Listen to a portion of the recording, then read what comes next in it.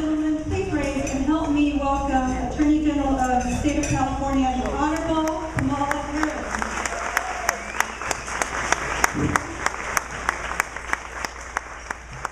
I want to thank you for your leadership. I got the call asking that I would come, and of course I think anyone who knows her knows that when she asks for something, you just say yes. So here I am, but I'm really happy to be with such an incredible group of women and men who love women.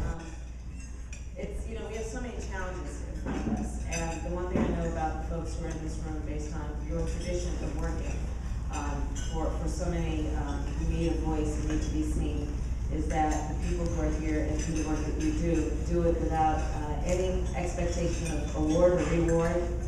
The work that you all do is really about helping the lives of people who may never know your names and people you may never meet.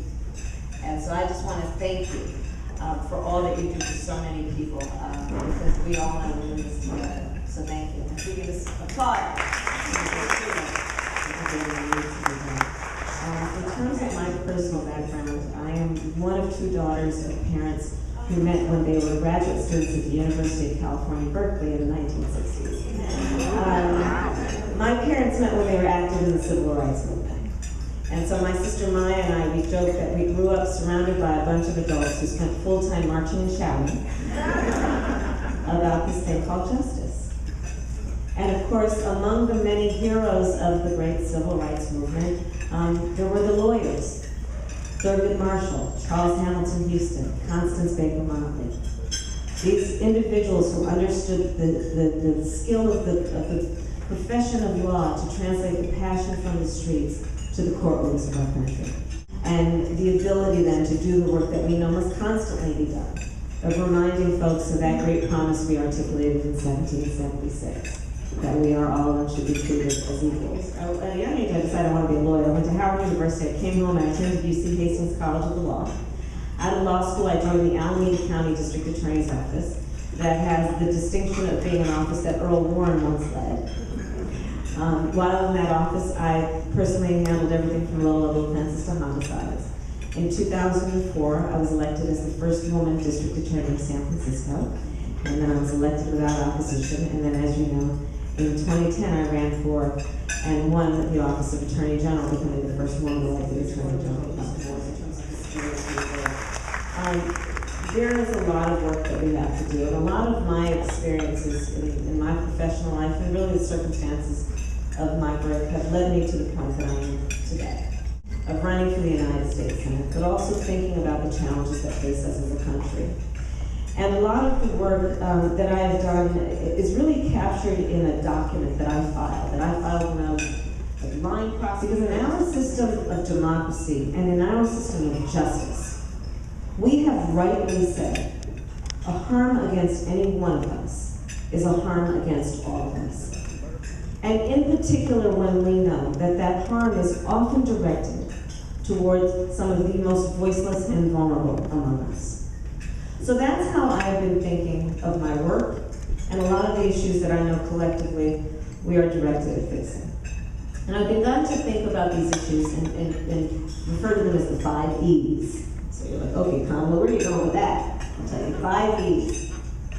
Education, the economy, equality, the environment, and engagement. So, education. I stand before you, ladies and gentlemen, at the top of the biggest state in this country.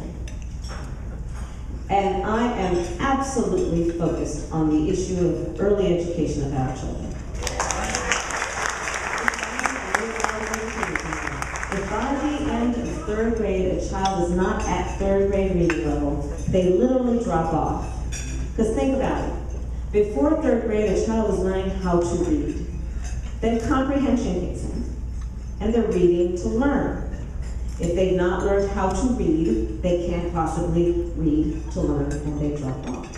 I also learned that by the age of 3, a child who's growing up in a public assistance or low-income household has heard 30 million fewer words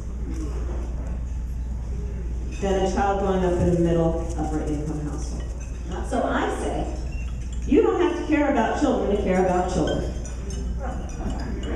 Right? If you care about why you have 3 padlocks on your front door, if you care about why you complain about paying your taxes every year, you need to care about children. The economy.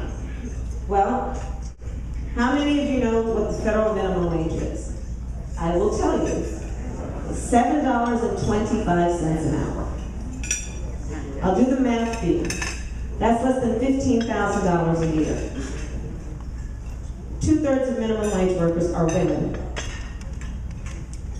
So if you are a mom trying to keep a roof over the head and food on the table, you are probably holding down 2 jobs. She's saying 2 things and 2 things only.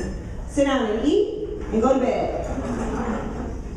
By the way, those children are sitting down to a warm meal. They are going to sleep in a clean bed. And every night she comes home, she's putting aside dollars, saving up for their college tuition, believing her babies can grow up and be Attorney General of California or President of the United States. But she's just trying to hold it together. Invariably, she comes home from time to time and looks at her 7-year-old and says, sweetheart, I need you to stay home for the next week because your 2-year-old brother is sick. Because in that minimum wage job, if she's not at work, she doesn't get paid. In that job, she does not have, because we have no national commitment, to pay family leave. We have no national commitment to affordable child care. No commitment to full-day kindergarten or universal pre-K. And where do we think those children end up?